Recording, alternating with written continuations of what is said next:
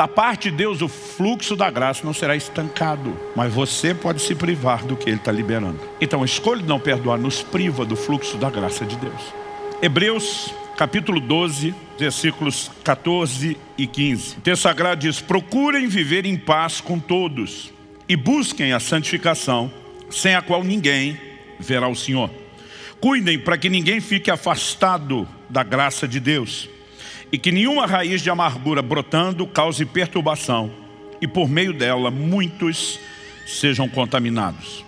Meu Deus, pedimos que o Teu Espírito nos conduza a esse lugar onde a Tua palavra não apenas resplandece no nosso íntimo, iluminando os olhos do nosso coração, trazendo percepção espiritual, mas, ó Deus, se cumpra a própria declaração da Escritura, de que a Tua palavra é mais afiada do que uma espada de dois gumes, que ela tem a capacidade de penetrar ao ponto de dividir espírito e alma, juntas e medulas, e ela é apta para discernir os intentos do coração. Mais do que recebemos instrução, que ela possa expor o nosso coração de forma sobrenatural, enquanto a própria palavra é ministrada, que ela seja aplicada pelo Espírito Santo, que possamos ter um diagnóstico acurado e não estar preso a uma condição de auto-engano, e que a Tua palavra de fato possa produzir o resultado que o Senhor tem planejado para esse tempo, para essa hora, que ela venha sob medida, com aplicação personalizada. Nós te pedimos em nome de Jesus. Amém.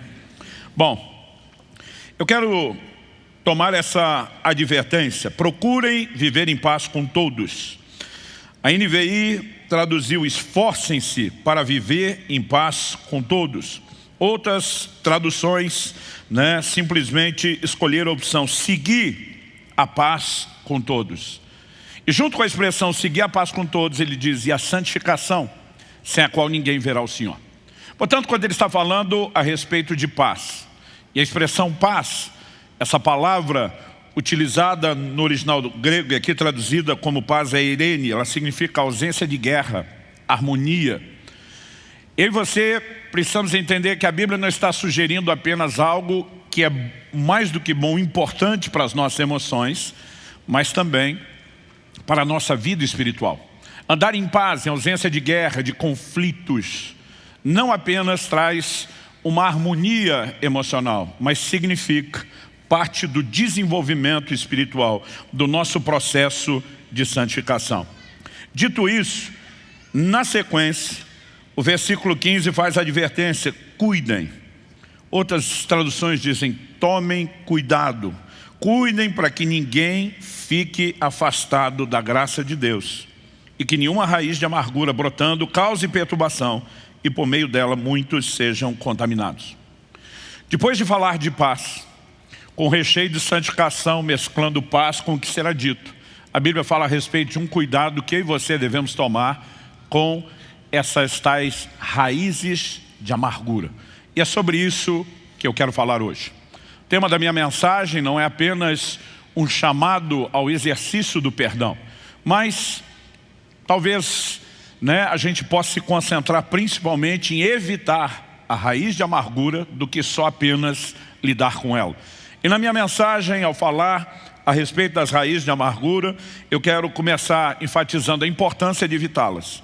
Mas vou terminar também falando a respeito de como tratar com elas se falhamos em evitá-las no meio do processo. E eu gostaria que a gente pudesse olhar para esse assunto não como algo que diz respeito apenas a preservar a ordem emocional do nosso ser. Nós precisamos entender que o assunto é espiritual. Quando a Bíblia está relacionando com santificação, quando a Bíblia está dizendo que a gente tem que cuidar para não se privar da graça de Deus, ela simplesmente está sendo clara o suficiente para que eu e você entendamos que a maneira como lidamos com as raízes de amargura, com o perdão ou a falta dele, afeta em essência o nosso relacionamento com Deus e a nossa vida espiritual. Desordem ou harmonia emocional pode ser uma consequência, um efeito colateral. Mas o cerne da questão diz respeito à vida espiritual, e essa é a aplicação que eu quero trazer.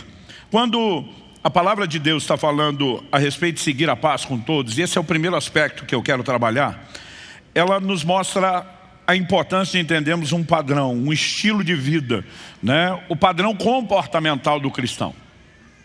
Em segundo lugar, quando eu falar da consequência de não seguir a instrução de seguir a paz com todos, que é privar-se da graça de Deus, eu quero ampliar talvez o peso ou o choque que a advertência carrega. E nesses dois primeiros pontos, seguir a paz com todos, privar-se da graça, eu quero trabalhar principalmente o conceito de que nós precisamos evitar a ofensa, ou a armadilha da ofensa, do ressentimento, da amargura.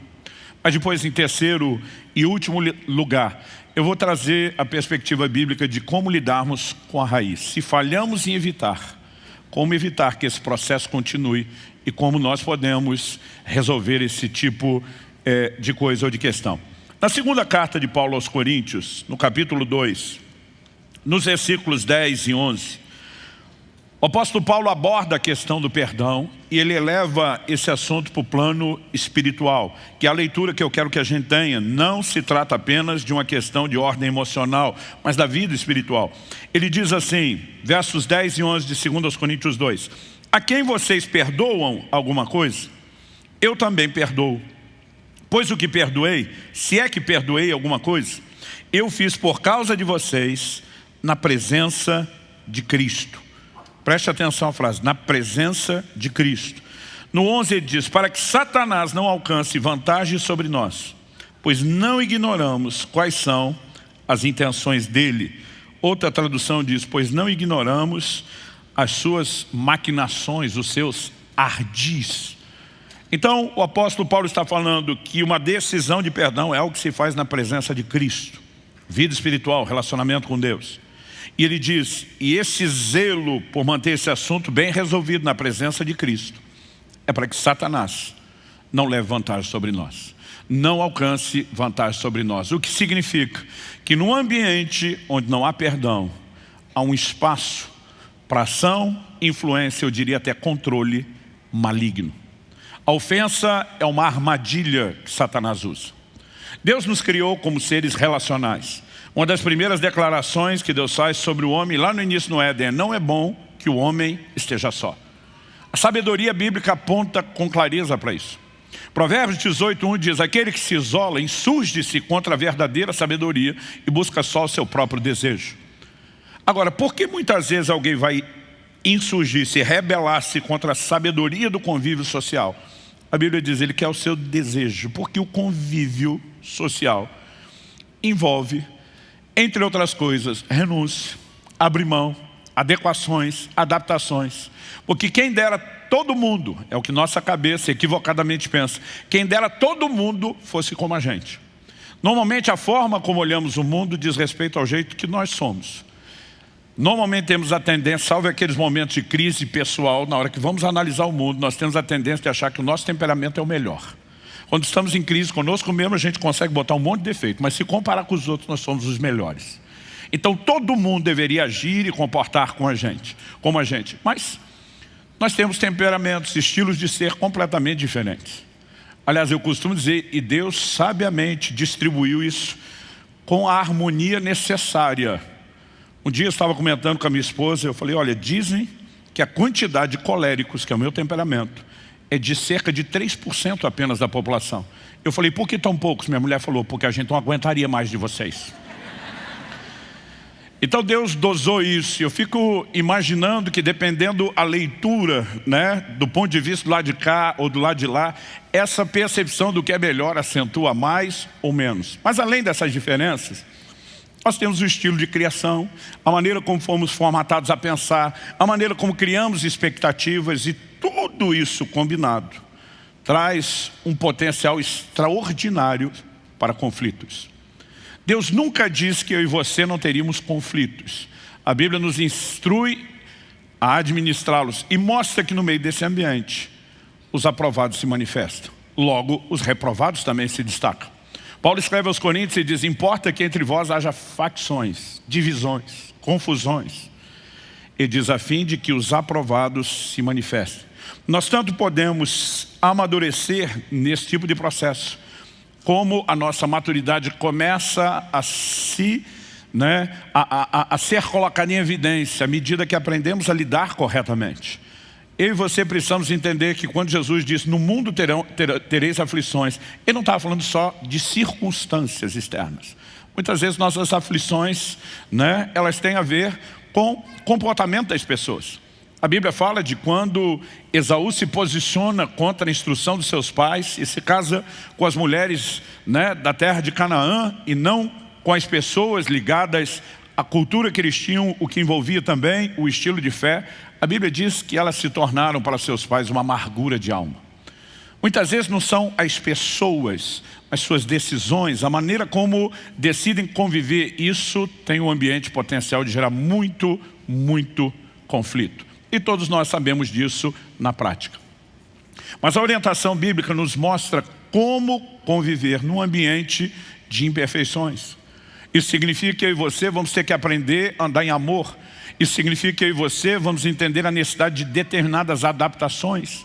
E as adaptações nem sempre significam que nós vamos viver mudando todo mundo como a gente gostaria de poder fazer. Quando Jesus disse, se alguém lhe ferir a face da outra, né? Se alguém lhe obrigar a caminhar uma milha, vá a segunda. Né? Ele disse, se alguém pedir a capa, entrega também a túnica. Ele está falando da capacidade de ceder. O que muitas vezes pode soar para mim e para você injustiça. Assim como o assunto do perdão. Porque normalmente o nosso foco emocional é Deus está dando mais moral para o outro do que para mim. Para aquele que está fazendo a coisa errada do que para mim que estou fazendo a correta. Mas eu quero te ajudar a entender que andar em amor, não apenas perdoar, mas evitar a ofensa, nem precisar chegar lá, é o que vai nos abençoar, vai nos enriquecer tremendamente. E isso precisa ser uma escolha e fruto de um entendimento, não só de amadurecimento emocional, mas de entendermos que isso é crescimento espiritual. A Bíblia chama de santificação.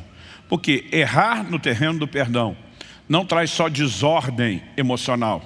A Bíblia classifica a falta de perdão como pecado. Ele contamina o processo de santificação. Ele nos desconecta de Deus e nós precisamos olhar para isso com seriedade. Então, quando você entende que de fato Satanás tem artimanhas, armadilhas, ele decide usar a ofensa e que Deus está nos advertindo, ele está dizendo potencialmente você tem a chance de morder essa isca. Potencialmente você corre o risco de ser pego nessa armadilha. Então a Bíblia nos chama ao cuidado e andar nesse lugar onde a gente escolhe seguir a paz. Seguir a paz não significa que eu e você não teremos conflitos, significa que nós precisamos aprender a administrar conflitos. Quem está entendendo aí, diga amém. Um dia desses, ouvi um comentário de uma pessoa que foi questionada como ela chegou aos 50 anos de casado. E ele disse, eu sou de uma época onde a gente arrumava as coisas que quebrava e não jogava fora. Obviamente ele estava falando sobre a maneira como lidamos com eletrodomésticos, por exemplo. Hoje em dia, dependendo do aparelho que você tem que estraga, não vale mais a pena arrumar, a gente troca. Antigamente era diferente, se consertava, não se trocava. E esse tipo de mentalidade vai se desenvolvendo a ponto de tornar tão comum que nós vamos transferindo o que fazemos com coisas para aquilo que fazemos com as pessoas. Isso tem trazido muito dano. As pessoas não sabem lidar com conflitos, não sabem administrá-los. Isso se torna um exercício em todas as áreas da vida. Eu costumo dizer, a pessoa tem um problema com o vizinho, ela prefere mudar de casa. Ela tem um problema com o colega do trabalho, ela prefere mudar de emprego. Então essa atitude, eu me mudo em vez de resolver, faz o quê? A pessoa tem problema com alguém da igreja, ela muda de igreja. E o pior, tem um problema com o cônjuge, ele escolhe mudar de cônjuge. Nós precisamos entender que há uma orientação bíblica que diz respeito à maneira como nós devemos nos conduzir nos relacionamentos. Isso é parte e expressão do nosso cristianismo e vai afetar diretamente a nossa relação com Deus. Então, se a Bíblia chama seguir a paz com todos de um processo de santificação, de avanço, de crescimento, não seguir é retrocesso, é queda e compromete a vida espiritual. A primeira coisa que deveria nortear a minha e a sua vida não é apenas arrumar o erro, mas evitá-lo. Por exemplo, melhor do que receber o perdão para um pecado cometido é não pecar. Melhor do que precisar perdoar alguém é não alimentar a ofensa. E a primeira instrução bíblica para mim, ela é claramente preventiva. Sigam a paz com todos. Depois de orientar a seguir a paz, a segunda orientação que vem na sequência, ela já está no versículo 15 de Hebreus 12 que nós lemos, ela diz respeito a um cuidado muito específico. Ele diz assim: cuidem para que ninguém fique afastado da graça de Deus. A NVI traduziu que ninguém se exclua da graça de Deus. Outra tradução diz que ninguém se prive da graça de Deus. Como eu posso me privar da graça de Deus? O texto é claro. Ele, quando diz que nenhuma raiz de amargura brotando cause perturbação e por meio dela muitos sejam contaminados.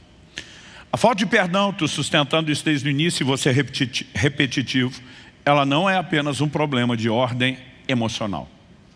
Ele não traz caos e um transtorno apenas no nosso ambiente emocional. Ele afeta a nossa vida espiritual. Nós vimos que perdão se pratica na presença de Cristo e que quando isso não é feito, Satanás leva vantagem sobre nós. Como? Uma das formas como o diabo consegue ter vantagem é porque o fluxo da graça de Deus. E eu e você precisamos lembrar que a graça determina todo o pacote da salvação, não só o início da conversão. Quando Efésios 2,8 diz: pela graça sois salvos, mediante a fé.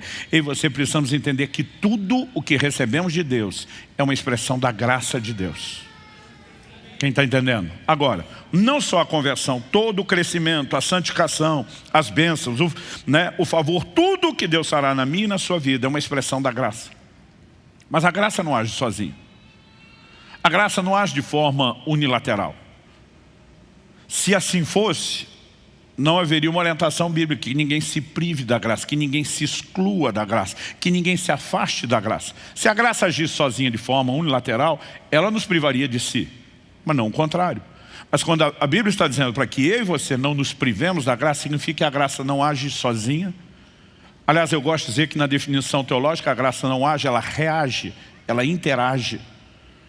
E quando eu e você começamos a entender isso, desde a conversão, Romanos 5,2 diz: pela fé temos acesso a essa graça. Se a graça agisse sozinha, era ela que nos acessava.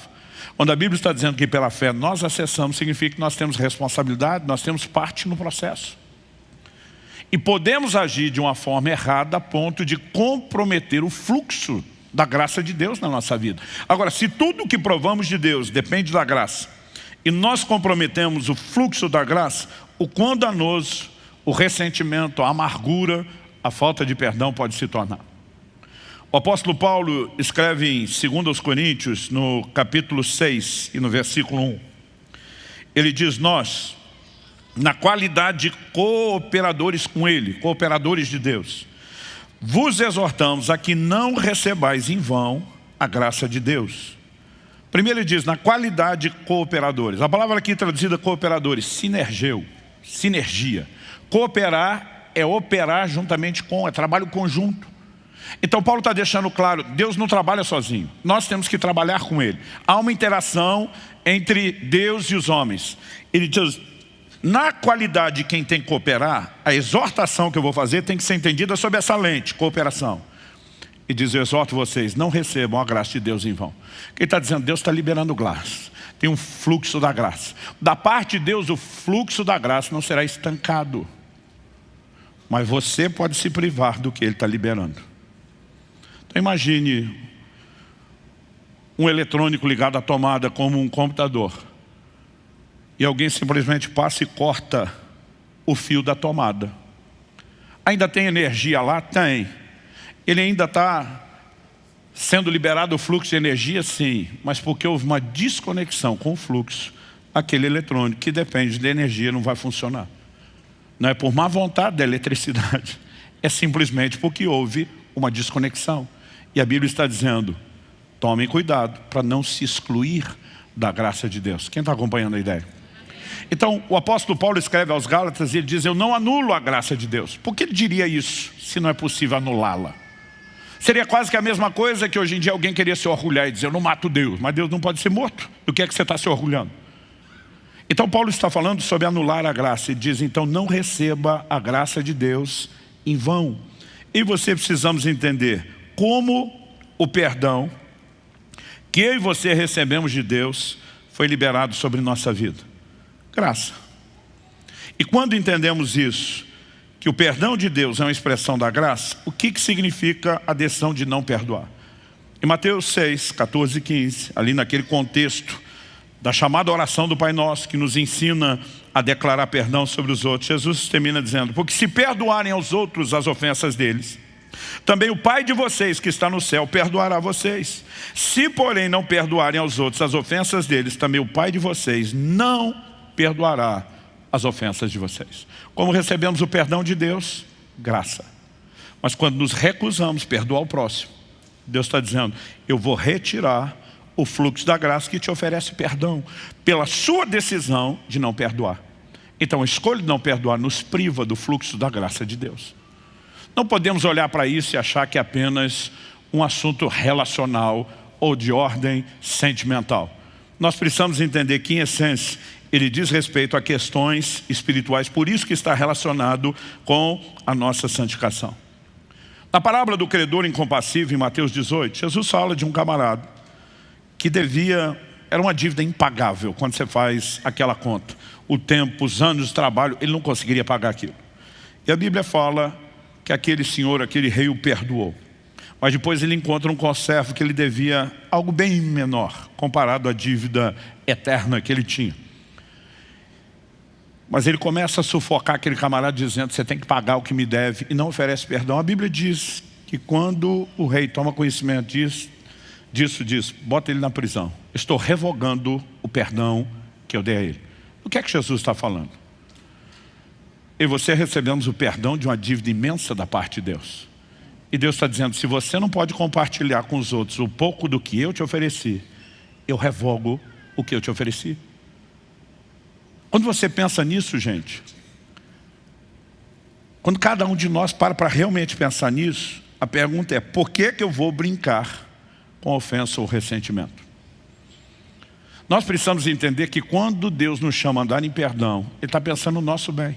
Porque a gente tem essa inclinação, como eu disse no início, de achar que é injusto. Ou só eu que tive essa crise. Muitas vezes dizia para Deus: o camarada fez o que fez, vai ficar por isso mesmo, e eu ainda perdoo. Ele já me machucou e eu deixo para lá, cadê a justiça? Quando a Bíblia diz: amados, não vos vingueis a vós mesmos, Deus não está dizendo: olha, vamos deixar por isso na injustiça. A Bíblia diz: não vos vingueis a vós mesmos, mas dai lugar à ira. Quando eu e você decidimos não vingar, a gente está colocando a situação nas mãos do reto juiz. Não significa que não haverá justiça, significa que ele determinará a justiça. Embora esse juiz é misericordioso, porque quando você é o ofensor, você está esperando que ele tenha misericórdia de você. Quando você é ofendido, você não quer que Deus tenha misericórdia do outro lado. E Deus consegue lidar bem com todas as partes, porque a Bíblia diz que Ele nos ama e não faz acepção de pessoas. Eu fico perguntando para Deus: a gente deve dar um trabalho enorme. O Senhor tem que ser muito Deus para conseguir lidar e equilibrar todas essas coisas juntas. Mas algo que tem que ser certo para mim e para você é que Deus não é injusto. Os antigos diziam que o ressentimento é algo semelhante à atitude de quem todo dia toma um pouco de veneno, esperando que quem o ofendeu morra. Quem está morrendo é ele. Então Deus não está sendo injusto com você quando te pede para perdoar. Ele está dizendo: você já foi ferido e eu estou correndo o risco de perder você. Porque você vai se privar da graça de Deus, vai comprometer o processo de santificação, vai interromper o nosso relacionamento e você será o grande prejudicado. Em outras palavras, é como se Deus estivesse tentando gritar para mim e para você: eu estou tentando salvar você e não trolando você. E esse entendimento bíblico precisa estar dentro de nós, porque muitas vezes, já que é uma maneira como o diabo leva vantagem, ele sabe jogar com as emoções. Ele sabe alimentar esse sentimento de injustiça justamente para que a gente não perdoe. E quando eu olho para a Escritura, eu vejo que a falta de perdão, ela é chamada na Bíblia de prisão. Tanto na parábola do credor incompassível, quando ele diz joga na prisão, e outra, não é só na prisão. E dizia: o entregue aos verdugos. Verdugos são torturadores. Essa prisão não é a prisão literal. Quando você só lê a declaração de Jesus, feita lá em Mateus, no capítulo 5, no versos 23 a 26, eu quero refrescar sua memória com o texto, embora ele seja conhecido. Jesus diz assim: portanto, se você estiver trazendo a sua oferta ao altar, e lá se lembrar que o seu irmão tem alguma coisa contra você. Interessante que aqui não é nem só você ter algo contra o outro. E às vezes lembrar que o outro tem algo contra você. E às vezes a gente tem a mania de dizer: não fiz nada demais, mimimi dele. Mas Deus está falando de uma escolha de andar em paz, onde a gente não apenas oferece perdão a quem nos ofende, mas onde a gente tenta consertar quando percebe que consciente ou inconsciente, com intenção ou sem intenção, ofendemos. Ele diz, e se lembrar que o irmão tem algo contra você, deixa diante do altar a oferta. Ele diz, não entrega ainda não, põe ela no stand-by. Vá primeiro reconciliar-se com o seu irmão. Resolveu isso? Volte e faça a sua oferta. Algo que eu e você precisamos entender é que nossos relacionamentos, ou a maneira como escolhemos vivê-los, não tem um impacto só na horizontal, a maneira como lidamos com as pessoas, mas eles afetam a vertical, o nosso relacionamento com Deus. É por isso que Pedro diz, maridos, amem as vossas esposas, honrem as vossas esposas, tratem-nas como vaso mais frágil. Ele não está só dando uma dica de um marido sábio, dizendo, meu amigo, se tu quer ter um pouco de paz e harmonia debaixo do teto, um pouquinho mais de alegria, trate bem. E diz assim no final, para que não sejam interrompidas as vossas orações. Então ele está dizendo para os maridos, os cabeças do lar, ele está dizendo, cabeção,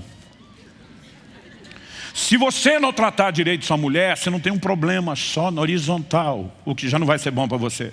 Você tem um outro na vertical, suas orações serão interrompidas, porque a forma errada de viver relacionamentos interrompe o relacionamento com Deus.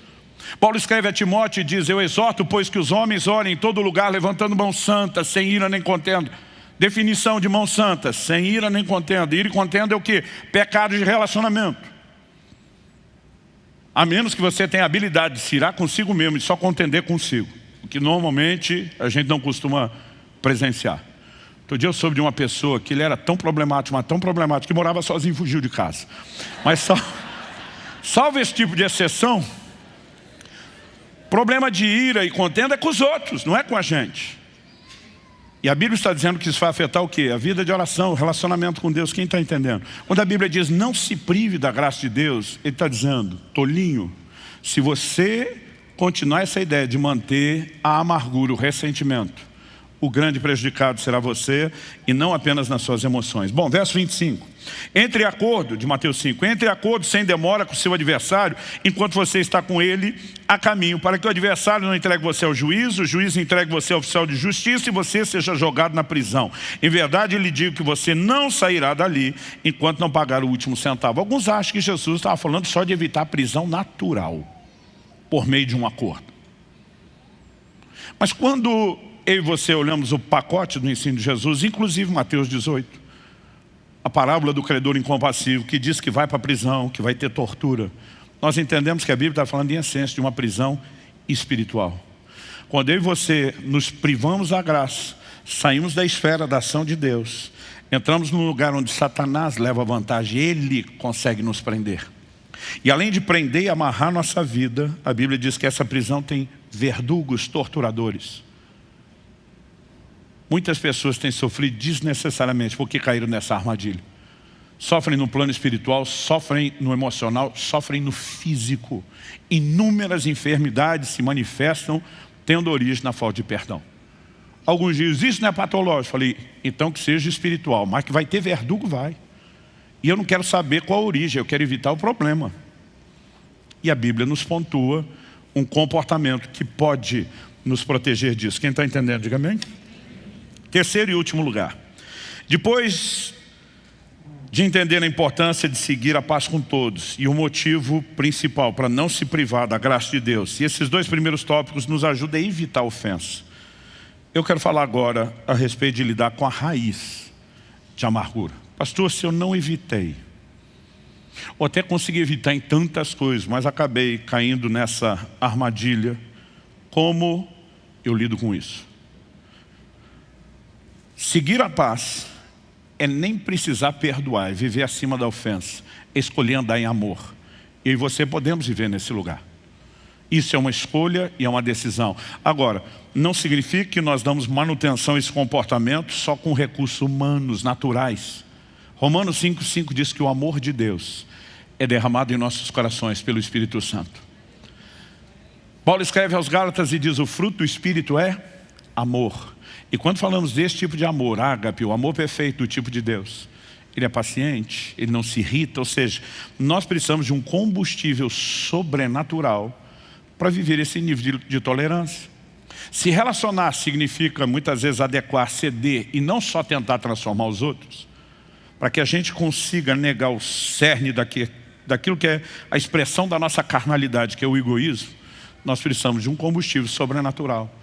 Primeiro, é possível evitar, mas se percebemos que falhamos em evitar, que a gente não erre 2 vezes, deixando de aplicar algum tipo de intervenção que impeça o processo de crescer, porque ele sempre será progressivo. Primeiro, a Bíblia fala de uma raiz de amargura. Raiz é aquilo que normalmente fica onde? Para baixo do solo. Está falando de uma fase onde o processo funciona fora da vista. Mas existe um momento onde a raiz brota. E aí vem a público e se torna visível. Existe a fase onde o problema é meramente individual. Está fazendo mal a quem está ressentido. Mas quando brota, a Bíblia diz, agora vai começar a contaminar os outros à volta. E aquilo que antes era um problema para a emoção de um indivíduo e para a vida espiritual de um indivíduo, agora pode progredir, se tornar um problema para as emoções e para a vida espiritual de vários indivíduos. Não é difícil você perceber uma pessoa amargurada. Um pouco de conversa já revela isso. A dor que alguns expressam na maneira como falam, né, já denuncia isso, até porque a Bíblia diz que a boca fala do que está cheio o coração. O problema é que quem está transbordando já acostumou com aquilo e não percebe que agora, além de estar tomando veneno, está destilando veneno nos outros. Ou você nunca tomou a dor de outros? Só eu que fui o tolinho de fazer isso. Eu lembro que recém-casado, um dia eu disse para Kelly, falei, meu amor, você está vindo para um lugar de pastoreamento aqui, nós temos aconselhamento. Falei, presta atenção numa coisa importantíssima, que ninguém me falou quando eu fui pastorear. Nós fomos aconselhar um casal, você vai ouvir o primeiro cônjuge, não importa se é o marido ou a esposa. Quando ele terminar de falar, você já está com raiva do outro.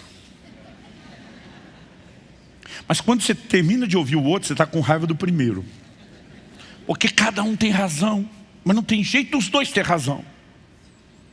Eu falei, talvez cada um tenha um pouco de razão, mas nós precisamos saber como lidar com isso. Muitos de nós não temos nem a sabedoria de ouvir a outra parte envolvida. Paulo, em determinado momento, bate o pé e fala sobre a importância de que ninguém seja acusado sem direito de defesa. Quantas vezes nós compramos a amargura de alguém, passamos à frente aquela versão contaminada, ajudamos a contaminar outros, sem sequer dar oportunidade à outra parte de se posicionar. Ou de trabalharmos dessa forma com mediadores. Fulano está assim, qual a sua versão? Qual a sua leitura? Porque a sua versão não é necessariamente a verdade, ela pode ser a sua leitura. Então eu, como alguém de fora, sem me envolver, posso ajudar vocês. Nós precisamos ser muito vigilantes nisso. Mas pastor, não evitei, a raiz de amargura entrou. O que é que fazemos agora? Logicamente que a resposta, se a gente for falar só de forma direta, perdão. Mas a gente precisa entender melhor a dinâmica de funcionamento do perdão. E antes de falar de princípios bíblicos para aplicar o perdão, eu gostaria que a gente entendesse o seguinte: se a Escritura comparou a amargura a uma raiz, que depois brota, tem todo um paralelo do funcionamento das plantas. Considerando isso, eu e você precisamos pensar em outras informações que a Bíblia nos dá a respeito das plantas, que não são meramente informação, né, de ordem botânica, para a gente acumular conhecimento. Mas também tem aplicações espirituais. Um dia eu estava lendo Mateus capítulo 13, a parábola do semeador. E eu percebi que Jesus menciona que uma das sementes caiu em solo rochoso, pedregoso. Na hora de explicar, ele fala de como a semente germina ali, mas a raiz não consegue se aprofundar. Por quê? Tem pouca terra, tem pedra logo. E porque a terra não é profunda, a raiz não consegue, ela fura o solo, mas não fura a pedra. Então ela acaba ficando, na sua maioria, exposta para o lado de fora. Quando a raiz foi desenhada pelo Criador para ficar do lado de dentro, debaixo da terra. Por quê? Lá no escuro, ela sobrevive. Jesus diz que essa que fica na superfície, quando sai o sol, ela seca e ela morre. Quando falamos de uma semente como a palavra de Deus que vai dar bons frutos, nós não queremos que morra. Mas quando estamos falando de uma raiz de amargura, nós queremos é que a miserável morra, porque senão ela vai nos matar. E a Bíblia está dizendo que se a gente tira do escuro de debaixo do solo e traz a luz de Deus, essa raiz pode secar. O problema é que por muito tempo a gente não traz isso à luz. E depois, quando ela ganha força e finalmente brota, ela vai tornar público. Mas agora eu e você Estamos na fase em que se tornou público não para abortar o processo, agora é para contaminar os outros. Nós precisamos ser honestos com sentimentos que a gente não consegue lidar, não só conosco mesmo e com Deus. Eu acho que em primeiro lugar trazer a luz diante de Deus, mas a Bíblia fala a respeito da necessidade de que a gente confesse as coisas uns aos outros.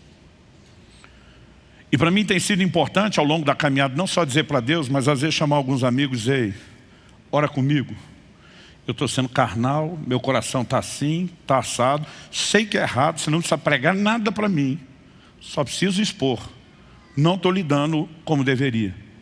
E a Bíblia diz, não só para a gente confessar as culpas uns aos outros. O texto diz, e orai uns pelos outros, para serdes curados. Quantas vezes só de cuspir aquele veneno, de vomitar, colocar aquilo para fora, e dizer, agora bota a mão na minha cabeça, ora comigo, me ajuda. Você percebe a realidade do que a Bíblia diz, para serdes curados. Nós podemos secar essa raiz, trazendo ela à luz. E também podemos parar, não só de mantê-la preservada lá no escuro, mas de dar a ela o que ela precisa. O que é que uma raiz precisa? De água. Quando a Bíblia diz lá em Isaías, de uma raiz em terra seca, significa que ela não vai tirar nutrientes para a planta e ela vai morrer. Pastor, o que é regar essa raiz? Quando falamos desse contexto da amargura, para mim, autocomiseração. O que todos nós, em diferentes níveis e graus, temos uma certa expertise. A gente tem a capacidade de lamentar, de lamber nossa própria ferida, né? De simplesmente trabalhar aquilo de tal... E quanto mais eu e você fazemos isso, maior a probabilidade que a raiz não só perdure, mas cresça, desenvolva. Agora, se eu e você decidimos, eu não vou secar isso. Eu não vou ficar com dó de mim mesmo. Eu não vou alimentar meu próprio egoísmo e carnalidade. Eu escolho andar em amor. Nós começamos a secar essa raiz. Quem está entendendo, diga amém. Porque muitas vezes a gente fala do perdão de uma forma tão subjetiva que fica até difícil praticar. É que nem dizer, você tem que crer. Mas muitas vezes a gente não ensina como a fé funciona, como que ela é exercitada, como que ela é aplicada, né? Então, em termos práticos, nós precisamos trazer à luz, porque inevitavelmente, uma hora ou outra, aquilo virá à luz. O problema é que você vem na hora errada, já não te cura e está estragando os outros. A luz da presença de Deus e a luz de pessoas confiáveis, não só emocionalmente, mas espiritualmente saudáveis, que nos ajudem a crescer e a lidar com o processo. E tomar uma escolha. Eu não vou ficar nesse ambiente de autocomiseração, né? Lambendo minha própria ferida com o perdão da expressão e da ilustração. Eu e você precisamos entender, e eu sempre falo isso, que a decepção é proporcional à expectativa. Quanto maior é a nossa expectativa com as pessoas, maior é a chance da gente se decepcionar. É por isso talvez as maiores dores aconteçam no ambiente familiar e das pessoas de relacionamento mais próximo. No Salmo 55, dos versos 12 a 14, o salmista fala algo interessante que me tem feito pensar muito sobre essa dinâmica prática dos relacionamentos. Ele diz assim, porque não é um inimigo que me afronta. Se fosse, eu suportaria. Nem é o que me odeia quem se exalta contra mim, pois dele eu me esconderia. Mas é você, homem, meu igual, meu companheiro, meu íntimo amigo. Juntos nos entretínhamos e íamos com a multidão à casa de Deus. Está dizendo, se fosse inimigo, eu estava alerta. Se fosse quem me odeia, eu me preveniria. Mas você não. Com você eu baixei a guarda. Com você eu estava exposto. Com você eu estava vulnerável. E muitas vezes nesse ambiente de expectativas, e nós falhamos. Nós projetamos no comportamento dos outros um padrão de perfeição que nem nós oferecemos. E de alguma forma a gente insiste nisso. Em vez da gente ter aquela mentalidade, estamos entrando num lugar e num ambiente, em qualquer relacionamento, inclusive no casamento, onde as imperfeições vão aparecer e a gente já espera aquilo para poder lidar com o comportamento esperado, a gente cria uma expectativa completamente diferente. Alguém me perguntou outro dia, pastor, por que essa crise de quando a criança chega à adolescência com os pais? Eu falo, olha, eu não estudei tanto sobre o assunto, mas já vi muita água passar debaixo da ponte. Enquanto os filhos estão na fase de criança, eles olham para nós, os pais, como se a gente tivesse superpoderes. Eu, quando garoto, achava que meu pai tinha superpoderes. Meus filhos achavam o mesmo de mim. Eu tinha a mania de brincar quando parava no farol e dizer, olha a autoridade do papai. Eu vou contar até 3. Quando eu der uma voz de comando, a luz vermelha apaga, a verde acende. E eu contava 1, 2, 3, 3, 2, 1, verde. Quando eu abri o verde, eles, uau! Eu brinquei tanto com aquilo. E um dia eu estava com a cabeça longe, com alguns problemas que tinha que lidar. Parei no farol, esqueci, meus filhos ainda pequenos. Pai, o que foi? A luz, o senhor não vai falar? Nem deu tempo de contar. Verde, já estava em cima do laço. Abriu, eles, uau! E eu voltei a pensar nos meus problemas. Um deles perguntou, papai, como é que você consegue? E eu distraído com aquilo. Simplesmente disse, papai fica olhando a luz do outro farol. Quando aquela apaga, a de cá vai acender e a hora que eu vi eu tinha entregado o ouro. Só que mesmo entregando o ouro, eu nunca imaginei que eles levaram aquele negócio tão a sério. Eu lembro a cara de decepção deles. Gente, vocês não têm noção. Um deles me perguntou, quer dizer que o senhor não tem superpoder? Eu falei, não. E a gente esquece de como a coisa já foi. Eu brinco até hoje, quando era garoto, meu irmão mais velho, que era meu herói, me trollou. A gente estava cantando na igreja um hino antigo que dizia chuva de bênçãos. Nós temos chuva de bênçãos do céu. Eu, como criança, olhei para ele e falei, o que é chuva de bênção? Eu não conhece não? Eu falei, não. Ele falou, não tem a chuva de água? Eu falei, essa eu conheço. Então, a chuva de água ela vem do céu e molha a terra, não é? Eu falei, é. Ele falou, chuva de bênção, ela sai do chão e molha o céu. Eu passei anos procurando a chuva até descobrir com o entendimento que me trollaram. Ele até hoje brinca, você tem que me perdoar. Eu falei, não, está perdoado. Mas vou entregar sua trollagem para o mundo inteiro. Gente, aquilo foi uma decepção inexplicável. Então, se com coisas pequenas a gente consegue decepcionar, imagina as maiores. E muitas vezes o que nós precisamos no convívio é regular a expectativa. Se eu não sou perfeito, vou falhar com os outros, por que é que eu espero perfeição dos outros e já não projeto que eu tenho que estar pronto para lidar com falhas? Nós precisamos reprogramar a maneira de pensar e viver os relacionamentos à luz da Escritura. Deus, o Criador, o fabricante, deu para mim e para você, quando nos criou o manual do fabricante, que nos ensina a relacionar.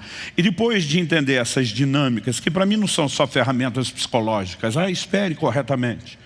Outra coisa, de forma prática, quando Jesus está na cruz e diz, Pai, perdoa-lhes, porque não sabe o que fazem. Ele nos ensina a olhar para o ofensor como vítima. Ele é vítima da ignorância, ele é vítima de alguém que o feriu. Muitas vezes nós não conseguimos perceber o comportamento e a reação de alguns. Mas a gente poderia ter um pouco de empatia se você conseguir se colocar na pele do outro.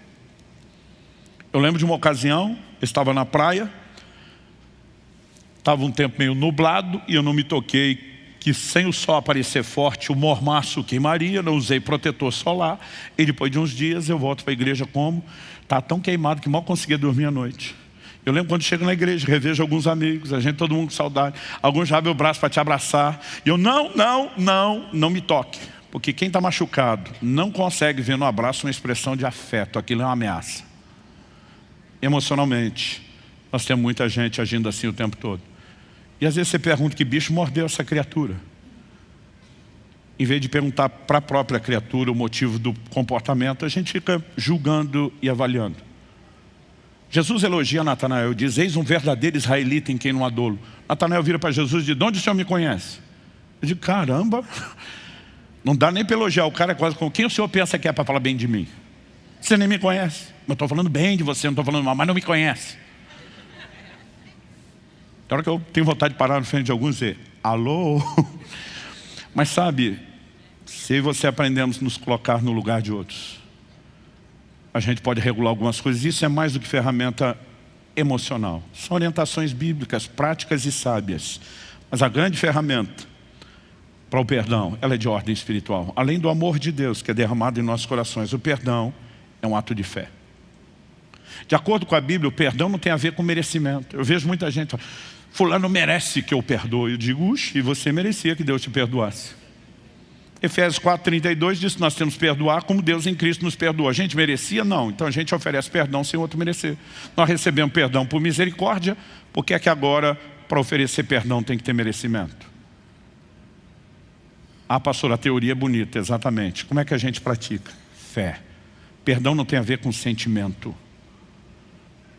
E também Jesus diz que não é só da boca para fora, ele diz que tem que perdoar de coração. Meu amigo, aqui está o negócio. Porque tem hora que você fala, tá bom, tá perdoado. E lá dentro você sabe que está gritando, tá coisa nenhuma, cruzei o dedo. Não que você queira, mas sua emoção está te prendendo dessa forma. Quando Jesus, em Lucas 17, fala sobre a quantidade de vezes que os discípulos tinham que perdoar quem ofendesse no mesmo dia, os discípulos dizem, Senhor, aumenta a nossa fé. Eles não estão dizendo que não tem fé. Eles estão dizendo, por isso o Senhor está falando que nós precisamos de mais fé do que o que nós temos. Os caras já eram enviados por Jesus para ressuscitar morto, levantar paralítico, abrir o olho do cego, o ouvido do surdo, a boca do mudo. Eles já estavam vendo milagres extraordinários. Mas eles estão diante de Jesus dizendo, ressuscitar o morto, beleza, está bem mais fácil. Mas perdoar esse tanto, não damos conta. Por aí você imagina o tanto de fé que você tem que ter para perdoar. Quando eles pedem, Senhor, aumenta a nossa fé, o que é que Jesus responde? Se tiverdes fé, como grão de mostarda. A NVI, uma tradução que eu gosto muito, ela pecou, na minha opinião e na de muitos outros estudiosos, terrivelmente na tradução desse versículo. Ela diz, se tiverdes fé do tamanho de um grão de mostarda. Você revira aquele original grego, não existe a expressão tamanho em lugar nenhum. Mas por conta de um entendimento popular, até hoje você vê gente dizendo, se você tiver uma fezinha do tamanhozinho, de um grãozinho de mostarda resolve tudo. Ué, se a fezinha do tamanhozinho, do grãozinho de mostarda resolve tudo, por que é que Jesus condenou a pequena fé de outros? Uma hora ele repreende pela pequenez da fé, depois diz que a fé pequena resolve tudo. Jesus se decida, porque se ela resolve tudo, ter fé pequena não é um problema. Se ter fé pequena é um problema, a fé pequena não resolve tudo. O ensino de Jesus nunca falou do tamanho, ele só diz fé como semente. O tradutor pegou a ideia de que o grão de mostarda é a menor da semente e falou, Jesus deve estar falando do tamanho, não, ele está falando de multiplicação. Como você multiplica o pouco que tem? Se você planta a semente, você vai multiplicar o que tem. Pega o contexto, Senhor, aumenta-nos a fé. Ele diz, não sou eu que aumento, vocês aumentam. Como? Exercitando, usando a fé que você tem. Plante um pouco, que você colhe mais. O exercício da fé nos faz crescer. E não diga você que você não tem oportunidade de exercitar sua fé para perdoar, porque ela está aí todo dia, em todo lugar. O que nós só precisamos é o exercício da fé. Todo dia alguém diz, pastor, ontem eu tinha perdoado, mas hoje eu acordei e parece que está desperdoado. Eu falei, aí você perdoa de novo. Mas eu acho que amanhã eu vou acordar e desperdoa de novo. E você perdoa outra vez. E você vai exercitando a sua fé. Não é um sentimento. Ah, pastor, eu não tenho alegria na hora que eu estou perdoando. Mas depois vai ter. Porque a falta de perdão vai te amarrar numa amargura. Não existe alegria ou realização na vida de quem não perdoou. Quem está entendendo, diga amém. Vamos ficar em pé para parecer que está acabando. Eu quero te fazer algumas colocações práticas. Às vezes a gente ouve esse tipo de ensino e pensa, fulano tinha que estar aqui ouvindo isso. Porque você sabe que o cara já está azedo e amargurado. Mas antes de chegar nesse ponto, de para quem está precisando exercitar o perdão, nós temos orientação prática para evitar a raiz de amargura. Então, se o seu coração estiver bom, há um tempo atrás minha esposa, ela achou engraçado, gostou da expressão que alguém usou quando disse, estou com o coração peludo. E ela começou a usar isso, e lá em casa a gente passou a usar essa frase. Mas mesmo você que não está com o coração peludo, que a coisa não está tão bagunçada ou complicada lá de dentro, você precisa entender a advertência. Eu escolho seguir a paz. Isso não significa que nós não podemos divergir de opiniões, que nós não podemos confrontar e repreender pessoas. Mas a gente escolhe fazer essas coisas num gesto de amor. Então tem gente que repreende, é mais como um ataque, não é a tentativa de recuperar o irmão. Jesus disse, se o teu irmão pecar contra ti, vai lá e repreende ele. O que é repreender? É dar presta atenção. E disse, se ele te ouvir, você ganhou o seu irmão. Então qual é o propósito da repreensão? É ganhar, não é espanar. Agora, alguns de nós já repreende para arrebentar o processo de vez. Você me bateu, eu te bato e volto, cada um para o seu canto. Isso não é a repreensão, isso é a fomentação da divisão. A repreensão é dizer, ei, talvez você não percebeu, mas você errou. Ou pelo menos minha leitura de que você errou é essa por causa disso, disso, disso. Na minha humilde opinião, no meu amor por você, para preservar o relacionamento, nós precisamos arrumar isso. Agora Jesus diz, não ouviu você, desiste dele, não, volta com testemunhas. Porque você tem gente neutra. Pode ser que ele não está te ouvindo porque você também esteja emocionalmente afetado. Não ouviu as testemunhas, leva para a igreja. Mas se ouviu, ganhou, seu irmão. Sempre a ideia é ganhar, ganhar, ganhar. Não é desistir, não é estragar. Que Deus nos ajude a seguir a paz, a evitar. Mas se escorregamos e acabamos caindo nessa armadilha, que Deus nos ajude a escapar dela. Porque permanecer dela não traz só dano relacional, emocional. Pior de tudo, compromete a santificação. Nos priva do fluxo da graça. Dá Satanás vantagem sobre nós. Eu tenho visto muita gente que quando entrou num lugar de perdão, e a maioria não faz isso porque acordou um dia dizendo: ah, que vontade de perdoar que me deu hoje. Mas porque ela escolhe vencer a emoção por uma decisão e um ato de fé. Eu tenho visto gente ser curada não só nas suas emoções, no seu corpo. Ah, pastor, toda enfermidade é uma desordem emocional da falta do perdão? Nem sempre. Pode ser que seja uma influência espiritual dos verdugos que levaram vantagem sobre você, mas não importa como entrou. O importante é que essa consequência saia. Não importa a origem, desde que ela vá embora. E aqueles que se recusam, eles não criam um problema só para si. Não é apenas a desconexão deles com Deus. O problema é maior. Porque quando eles não resolvem, além de comprometer sua santificação, dá vantagem a Satanás de se privar da graça de Deus. Ele sai do estágio onde ele apenas tem um problema e agora ele se torna um problema. Porque gente amarga começa a espalhar o que tem para aqueles que estão em volta. Toda raiz, quando brota, se torna uma planta. Ela vem a esse mundo para frutificar, para multiplicar. E com a amargura não é diferente. E nós precisamos conter esse dano. Quem está entendendo, diga amém. Eu gostaria de orar com vocês. Você, na verdade, não precisa ouvir a minha oração. Você já pode fazer a sua. Talvez você possa dizer: Senhor, eu quero que esse alerta fique não só na minha mente, mas entre de tal forma no meu coração que eu consiga discernir situações onde a armadilha da ofensa está na minha frente, evitar cair nela. Me ajude a guardar o meu coração. Talvez você diga: pastor, essa palavra hoje para mim é mais do que um alerta. A prevenção para não ter um problema é Deus me oferecendo a chance de interromper o andamento progressivo desse problema. Eu já estou com uma raiz de amargura no meu coração. E nós podemos trazê-la à luz, primeiro a presença de Deus, e quem sabe talvez você ainda entenda e Deus te direcione a expor isso para alguém maduro espiritualmente, que também te ajude no processo. Talvez você diga: pastor, eu já estou no último estágio. Eu estou envenenado e envenenando os outros. Eu virei um veneno ambulante. Ainda assim, a situação pode ser mudada.